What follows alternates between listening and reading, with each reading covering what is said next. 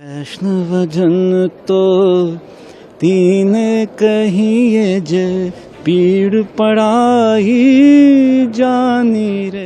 प्रधानमंत्री नरेंद्र मोदी का नाम सुनकर एक ताकतवर इस्लामिक देश के मुस्लिम शख्स ने हिंदू भजन गाना शुरू कर दिया। पीएम मोदी के लिए गाया गया ये भजन पूरी दुनिया में अब वायरल हो रहा है। वैष्णवजन तो तीन कहिए जे पीड़ पड़ाई जानी रे। बड़ दुखे उपकार करे तो ये मन अभिमान ना आनी रे। मोदी की जो गल्फ पॉलिसी कही जाती है वो एक इंडिकेशन है बहुत से कंट्रीज के लिए। कुवैत के फॉरेन मिनिस्टर ने डॉक्टर जयशंकर से बातचीत करते हुए कहा कि हम ये समझते हैं कि भारतीय वजीर आजम वो दुनिया का सबसे वाइज लीडर है, सबसे अक्लमंद, और one of the most wise leader is Narendra Modi. ये उन्होंने बात कही थी। मैं कुवैत के हवाले से देख रहा था और मिडल ईस्ट के हवाले से देख रहा था कि वन बाय वन इंडिया जो है वो सारे के सारे मिडल ईस्ट को विन करने की कोशिश कर रहा है।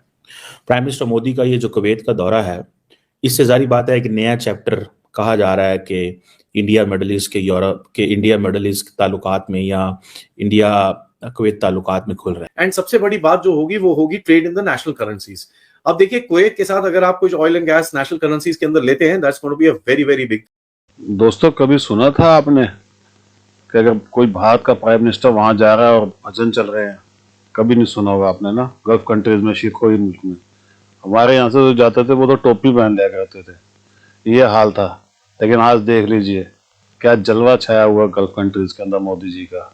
वहां पहुंचते हैं तो शेख गाना गाने लग जाते हैं। और सबसे बड़ी बात यह दोस्तों, हमारा तिरंगा पूरे शहर के अंदर तिरंगा लहरा रहा है।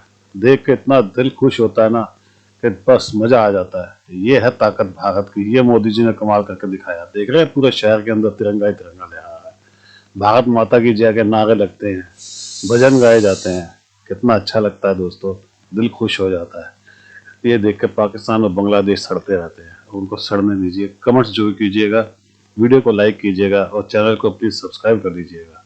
Thank you very much. Modi की जो गल्फ पॉलिसी कही जाती है वो एक इंडिकेशन है बहुत से कंट्रीज के लिए। कुवैत इंडिया के अंदर इंफ्रास्ट्रक्चर, टेक्नोलॉजी, एनर्जी में $10 बिलियन की इन्वेस्टमेंट कर चुका है। लेकिन ये तो कुछ नहीं है। Last month foreign minister of Kuwait India पहुंचे थे और वहां पर आपको पता है कि उन्होंने क्या कहा था?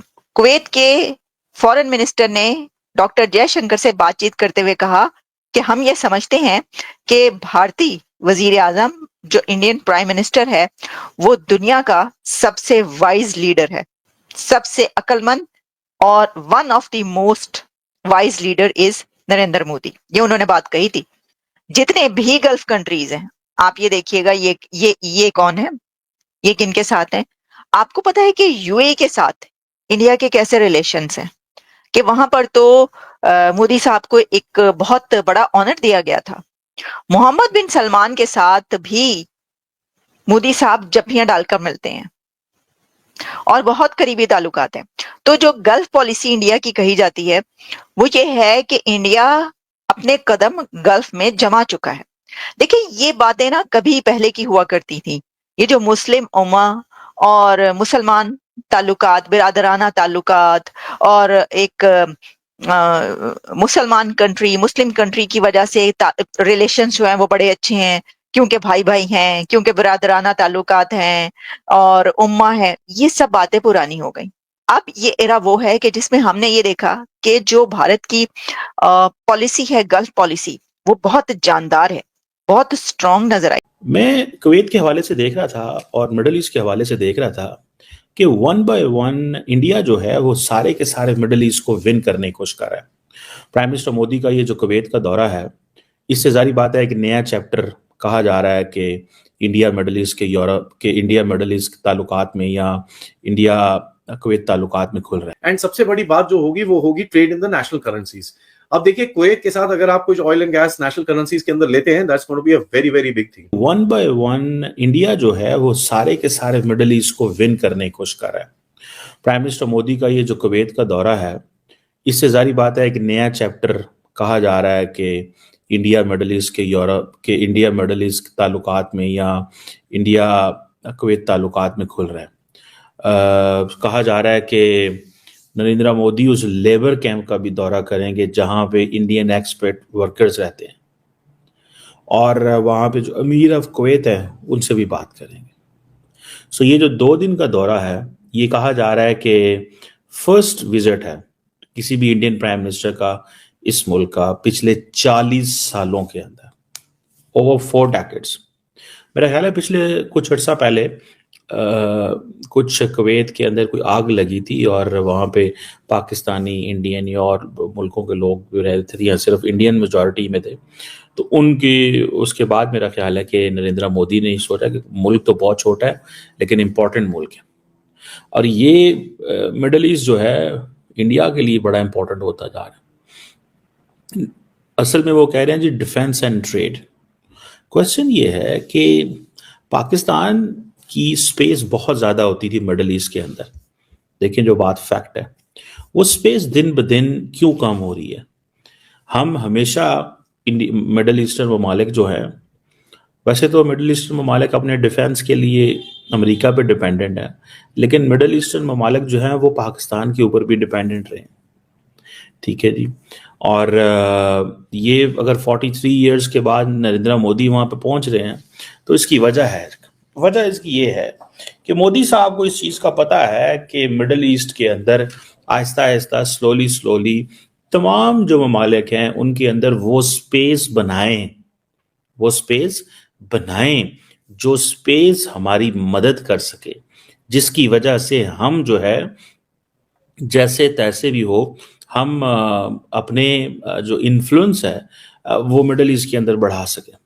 और वहाँ पे बहुत सारे डायस्पोरा रहता है, वर्कर्स रहते हैं, ठीक है जी। और जिसे वो कहते हैं ना, वहाँ पे कोई अरेबियन गल्फ कप हो रहा है उसमें भी वो जाएंगे। और ये इंडिया जो ट्रांसफॉर्मेशन ले रहा है गल्फ रीजन के अंदर, जिसको आपको पता है मैं काफ़ी देर से कवर कर रहा हूँ। देखें सऊदी अरब के साथ एक्सेलेंट ताल्लुक, अभी देखें पाकिस्तान के जो पीसीबी के चेयरमैन इंटीरियर मिनिस्टर है वो सऊदी अरब गए हैं। जो चीज़ मैं आपको कह रहा था कि सारे का सारा सऊदी अरब जो है वो तो इंडिया के साथ अटैच हो गया क्रिकेट में। आईपीएल की वहाँ पे होती हैं, क्या नाम है उसका, जो सारी फ्रेंचाइजेस वो जो करते हैं उसकी जो प्लेयर्स की सिलेक्शन या उसकी जो ऑक्शन होती है, वो वहाँ पे करते हैं। तो वो वहाँ पे ले गए। पिछले साल दुबई में था, इस साल यहाँ, अगले साल वो कहीं और ले जाएंगे। तो पाकिस्तान भी सऊदी अरब गया और जाके कहा है कि जी हम आपके साथ मिलके काम करना चाहते हैं, हमारा क्रिकेट भाई वो देखें यहाँ पे क्रिकेट जो है, कोशिश तो खैर चलो करनी चाहिए लेकिन हम उस तरह कोशिश भी नहीं कर रहे। यूएई ऑलरेडी इंडिया उसके बड़ा करीब है, ठीक है।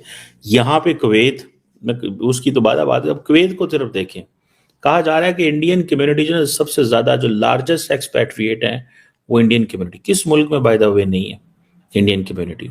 और कुवैत जो है कहा जा रहा है कि टॉप ट्रेडिंग पार्टनर है इंडिया का, कुवैत की साइड से तकरीबन $10.47 बिलियन की ट्रेड है, और दुनिया का जिसे कहते हैं 6 लार्जेस्ट सप्लायर क्रूड ऑयल का। 3% इंडिया की जो नीड्स हैं वो यहाँ से आती हैं। इंडियन जो एक्सपोर्ट है वो $2 बिलियन की है, और ये भी फर्स्ट टाइम कहते हैं कि हुई है। कुवैत की जो इन्वेस्टमेंट अथॉरिटी है उसकी जो इन्वेस्टमेंट इंडिया के अंदर वो $10 बिलियन है। असी पाकिस्तान दुनिया में जाके 1-1 बिलियन 500-500 मिलियन के लिए मांग रहे हैं, उनकी इन्वेस्टमेंट अथॉरिटी इंडिया के अंदर $10 बिलियन से एक्सीड कर गई है, ठीक है। तो वो कह रहे हैं कि और पैसे लेके आओ, ठीक है जी। अब क्वेश्चन ये है कि ये एक समझ लें कि नरेंद्र मोदी ने वो हर चीज को टैप इन कर रहा है। उसको पता है कि मैंने कुवैत से क्या लेना है, उसको पता है मैंने यूएई से क्या लेना है, उसको पता है मैंने जीसीसी से ओवरऑल क्या लेना है।